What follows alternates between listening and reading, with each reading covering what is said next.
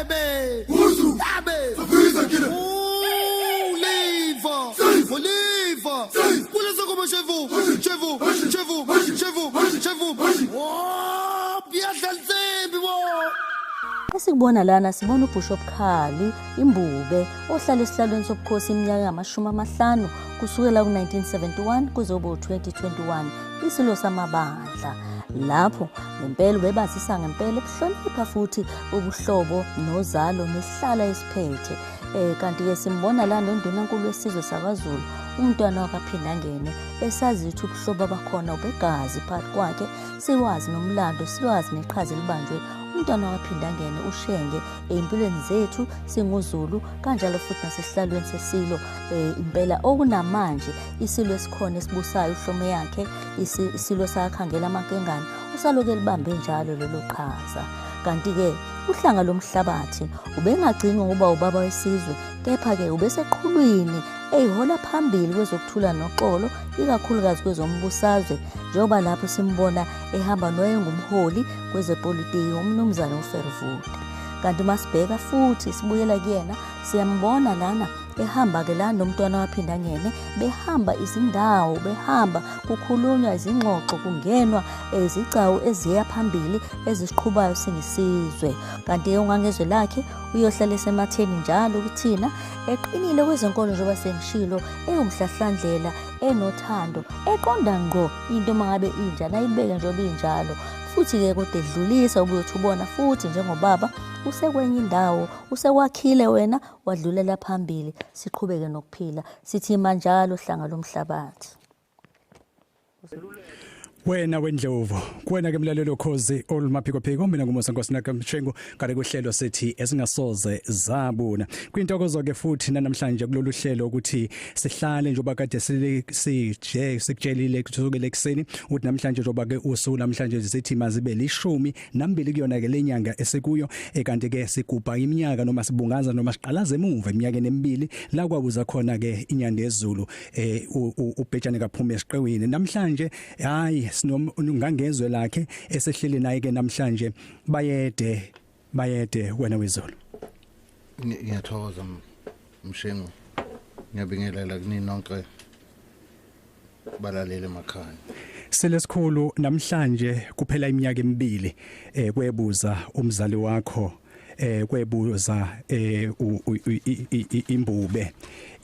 ilanga labamnyama kakhulu ngaleso sikhathi isizwe sethu sonke sakhala salila ubhejane ngesikhathi ehamba emhlabeni namhlanje kubu sibheke emuva siyaqalaza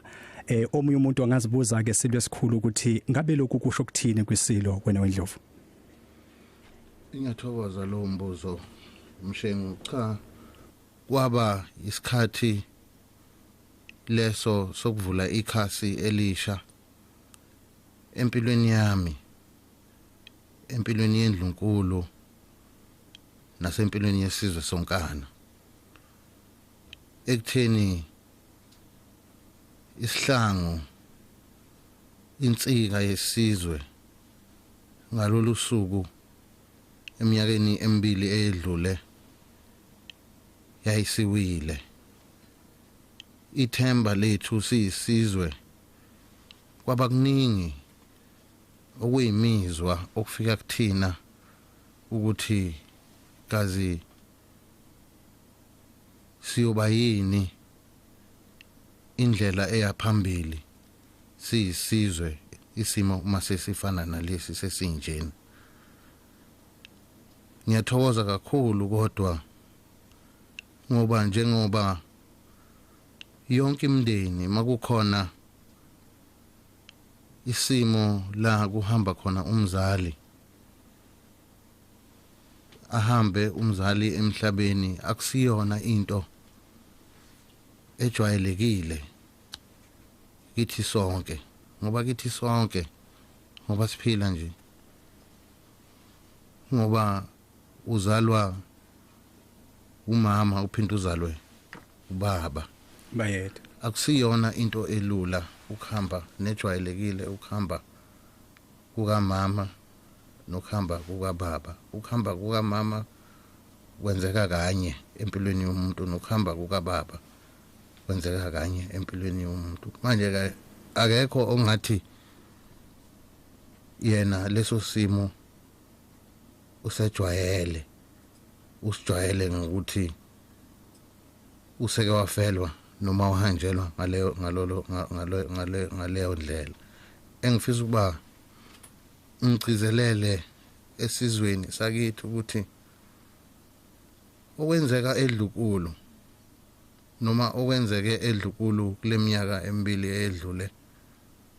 kwakungehlukile kakhulu emndenini yenu emakhaya enikuwo. Bayede. Ngiyathokoza. Bayede Zulu eliphezulu. Ngiyazi zokufuthi angingabaza ukuthi lo mbuzo engizobuza njengamanje awujwayelekile futhi ngineqiniso ukuthi ubayede uzowuqonda lo mbuzo engizowubuza njengamanje. Umbuzo wami Zulu eliphezulu uthi uma ngathiwa uchaze isilo esikhulu nesilo esabuzayo esidala ngegama elilodwa isilo singathini?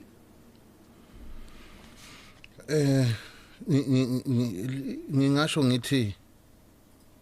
maningi kodwa ngingathatha kuwo onke ngingasho ngithi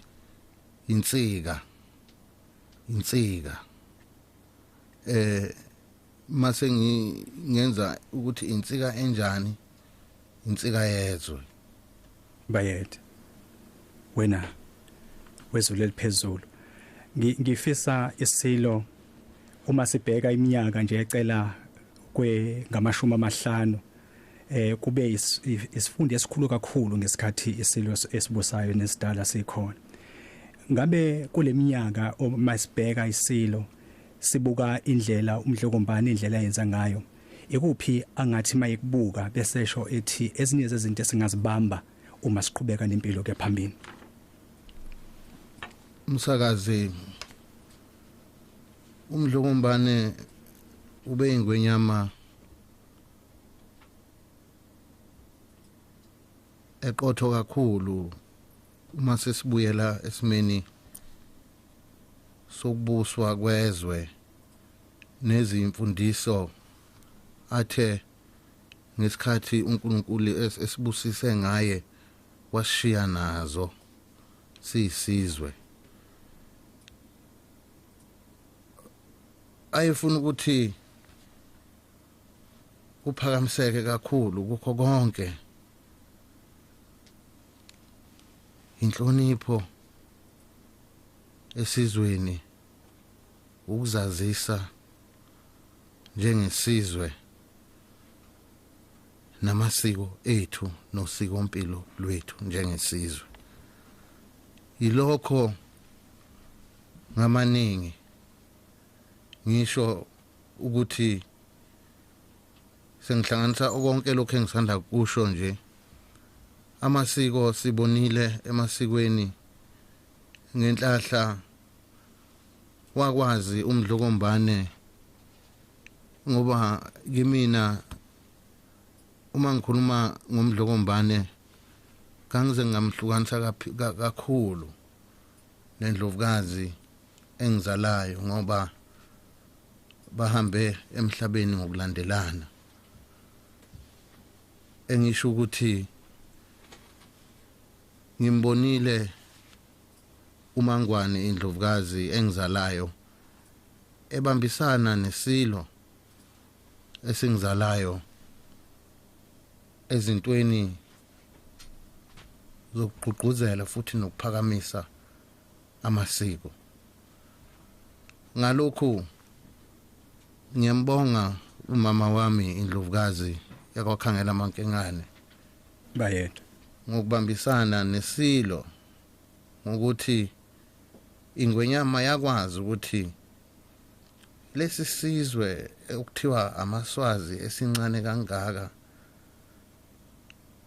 ngoba singamaZulu siyisizwe esikhulu kodwa amaswazi ayisizwe esincane kodwa ubukhosi babo bunamandla. Kungani ngoba bagxile emasikweni. Bayede Kwaba umoya onjalo indlovukazi eyafika kwaZulu indlovukazi engizalayo yafike yawufaka ukuthi ube umoya onamandla kakhulu engonyameni yakwaZulu ekutheni ukuze isizwe sibe nekusasa siphile futhi nanokuthi singakhohlwa ukuthi siphumaphi sisukaphi sibhekephi siyapi kumele sigxile emasikweni aso. Wena weZulu kwana ke mlalelo Khoza FM njoba ke ulalele uhlelo ezingasoze zabona uhlelo lespecial ke namhlanje ngoba sibheka emumva iminyaka emibili impela uZulu abasemanzini uZulu akubezelwa yifu elimnyama sihlele nongangezwe lakhe namhlanje sibheka sibungaza sibheke emumva sijaqeza sikhumbula ke impilo kaMdlokombane inyanda yeZulu akishone ngapha masibuya siqhubeka nohlelo. Ngiyazi kulolu hlelo sithi singasoze zabona sike sigxile kakhulu emculweni. Umculo esiphethe eminye yayo umculo la isilwe esikhulu esasidlala khona sisithintela upiano ithanda ukuthi ahlala buyalithinta thinte. Ngiyafisa ukuthi sibheke emuva silo kulokhu ayejwayele ukukwenza isilwe esidala nezinto ayihlelile. Yiphi into esingathi silo samabandla silwe esikhulu esikhona njengamanje njengoyise wesizwe sokhona njengamanje mawubheka izinto ezazenziwa isilwe esikhulu ikuphi abantu abangase bakulindele ngabe khona uguquko lingase lenzeke ngoba sekuphethe isilo. Ngiyathokoza Mshengu ukungena nina besilo kwami esihlalweni ngakuphakamisa futhi namhla ngingena esibayeni esigodlweni sakwakhangela mankengane lokhu njengosuku lwanamhlanje ngoba siyakhumbula namhlanje siyabungaza futhi njengesizwe siphakamisa igugu lethu isipho sethu uNkulunkulu ayethe wasibusisa ngaso ngaleminyaka athe wasibusisa ngaso. Ngiyajabula ukuba ngiphakamise ukuthi silo mina mathupha nje njengendodana ngibe nenhlahla ukuthi ngithi ngiseyingane ngimncane Ingonyama ngibe seduze nayo ngaze ngathomba nje impela ngaba insizwa Ingonyama ngiseduze nayo futhi ngaleso sikhathi kwakuyizikhathi ezikhumbuleka kakhulu ngoba ngokuhlonipha yayingakakhuli kakhulu ngaleso sikhathi kwakuhanjwa kuyozingelwa kuhanjwe kuyolwandle kuyodotshwa phakathi olwandle ofishi siphume futhi sihambe kanye namavulandlela kuyohlalwa emahlathini ukuyofunda ngemvelo ngoba ubeyikhonze kakhulu imvelo futhi ubesemkhankasweni futhi woqeda labo abanobugebengu ubulala obhejane nezilwane eyisuke zivikelwe ngabezemvelo futhi ngisaqhubeka khona lapho ezolimo bezisenhlizweni yakhe kakhulu nentuthuko ke futhi ingasali ngaphandle intuthuko yaseyindaweni zasemakhaya siphakamise uthando kade enalo nesizwe sakhe nothando kade enalo ngokwezinto zenkolo besondele kakhulu kuNkulunkulu ekholelwa kakhulu eBhayibhelini futhi ekuphakamisa ngisho kuso isizwe ukuba kasikuba lutho masingahambisi iBhayibheli phambili njengesizwe ukuze uNkulunkulu akwazi ukuthi asibusise lapho esihamba khona. Ukubuyela umsakazi embuzweni wakho ngoba ngisahamba khona nje ngoba ngibeka lokhu ngingasho ngithi umdlokombane konke asibusise ngakho okuhle sizogcina njengesizwe. Sizogcina njengesizwe ngoba negama liyasho ukuthi into enhle iyabonelwa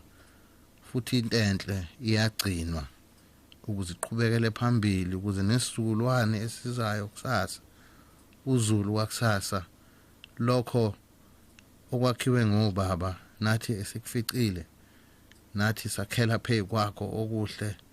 ukuqhubeza nokuqhubekisa isizwe ukuba siphambili sikugcine ngoba ikhona okuyosiphilisa. Ngingasasho nje ikakhulukazi nina besilo uZulu omnyama abantu bakababa bayedwa angisho ukuthi ngithini kodwa ukwenza nje isibonelo esihle uNkulunkulu isizwe samaZulu sibusisile ngomhlaba bayedwa umhlaba ikhona Zulu omnyama uNkulunkulu asebheke kulesi sikhathi samanje ukuthi senza kanjani ngawo ngoba isona sibusiso athe wasibusisa ngaso njengesizwe ngoba uyasho uNkulunkulu ukuthi nisizwe manisondela kumina ngiyonikhomba kulokho okungokwenu ningaze nihambe niyosukela abantu bezizwe noma abantu bakwezinye izizwe kanti ninakho okwenene kuphethe ekhaya uNkulunkulu anibusise ngakho okuwumhlaba Zulu omnyama bayedwa. Kona ke mlalelo Khoza FM sehlele ke nezulu eliphezulu namhlanje sibungaza iminyaka noma sibheka iminyaka emibili edlule ngesikhathi ke inyanda yezulu ihambile yashiya ke uZulu kodwa ke ngethemba laphinde lakhanya futhi ilanga kuZulu. Zulu eliphezulu ngizofisa ukuthi ngibheke embuzweni ngoba simbili nje kuphela wena ungangezwe lakhe uma sibheka isilo esidala esibusa iminyaka evile kwamashumi amahlanu umbuzo okhona ke kwabaningi uthi ngabe uZulu uma sibheka manje sibuka nephambili uZulu ubheke ekuphi kwiminyaka kusuka manje. Ngiyathokoza Mshengu umbuzo obaluleke kakhulu lo ngenxa yokuthi ikusasa esiya kulo uZulu wakusasa uZulu wamanje uZulu wayizolo ngizokhulumela pheko ohlelo lukaZulu wakusasa. uZulu wakusasa kumele ukuthi alungiselelwe manje uzolungiselelwa kanjani na Zulu omnyama kumele konke okungokwethu nesiyikho ngizocila ikakhulukazi umhlabathi yusiko bayedwa yusiko impilo bese futhi inkolo ukuthi sikholelwa ukuthini ilapho ke okumele ukuthi siqale khona sonke siyazi ukuthi izwe liphila futhi libuswa ngomthetho bayedwa akukho la kungekho khona umthetho wakhona ngoba asikazifike emazulwini kodwa ngiyabona nasezulwini khona imithetho yakhona kanjalo nakwaSathane bayedwa engisho ukuthi imithetho yethu kumele ilobeke phansi ukuze kusuka manje ukuya phambili nokubuswa kwezwe nomhlaba ngokunjalo. Wena weZulu Akuthi uma kuthathwa inqumo noma ngabe ngohulumeni noma ngabe upholi bamabandla ezezenkolo noma inhlangano ethile, kumele yazi ukuthi ngokusobala nakho uZulu akholelwa kukho. Ngiyaphila lapho ngalokhu engikushoyo uZulu omnyama sizwe sikaBaba. Ngiya ekuthenini kulokho ikhona okuyosenza ukuba sivikele futhi ahlonishwe amasiko nosiko impilo lethu nenkolo yethu, ukuthi sikholelwa ekuthini, ukuthi siyakwenza, ngoba yonke into inesigaba nesikhathi sayo ekuphileni kwethu singabangoni. Ekutheni kumele ukuthi siqondise kulokho kuqala ukuze usuka manje kuya eminyakeni engamashumi 50 ezayo bayokwazi labo abayobe bephila ngaleso sikhathi ukuthi bakhe phekwa lokhu esesikukhonqile sakukhanda thina ekutheni kuyilona dwala lethu njengesizwe esiyokwazi ukuthi sibambelele kulo njengengqikithi nesiqalo sesizwe sakithi njengamaZulu. bayede sesiphetha silo sesiphetha imbengi yethu kulolu hlelo sithi singasoze zabona. Ngiyazi ukuthi ukhona umyalezo ongafisa ukudlulisa esizweni sakho nabalaleli abalalele njengamanje, ikakhulukazi uma sikhuluma ngalolu suku lanamhlanje nokuba umqoka kwalo lolu suku. Sithini umyalezo obheke esizweni sakho ngokubaleka kwalolu suku? Ukubaleka umshengu umsakazi kwalolu suku kimina ngingasho ngithi kungaba yilokho umdlokombane ayisikhuthaza ngakho ukuba sikwenze nendlela okumele ukuba siphile ngayo. Umdlokombane wayithanda kakhulu intsha eyisenhlizweni yakhe nasemoyeni wakhe, ekutheni intsha kumele ivuleleke amathuba emisebenzi, ngoba ekhala nje ukuthi baningi abazifundiswa zakithi abahleze emakhaya emisebenzi kayikho, okuyinto ebuhlungu ngoba lezi ingane zisuke zifundele ukuba ngelinye ilanga zihambe ziyosebenza. Okunye engifisa ukuba nginikhumbuze kukho umdlokombane ayikuphakamisa kakhulu bakwethu inkolo engifisa ukuba ngalolu suku lwanamhlanje ngithokoze kakhulu emndenini waseNdlunkulu othe namhlanje wahlangana esigodlweni kwadla amahlahla ukuphakamisa lolu suku oluyisikhumbuzo noluyigugu likaZulu. Ngakho ke ngithokoza esizweni sonke ngalokho ekutheni sikhumbule uNkulunkulu ayethe wasibusisa ngaye, wayisilo samabandla, wayinkosi phakathi kwethu, wawumfanekiso wakhe emhlabeni, wawumfanekiso wasezulwini emhlabeni. Ngithokoza kakhulu kubo bonke omama bami ngamunye usuka kuDlunkulu uMadlamini uze kuDlunkulu kaMathe,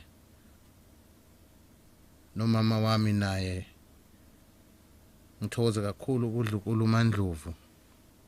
ngibonge kakhulu kuDlunkulu uMchiza noDlunkulu kaMafundini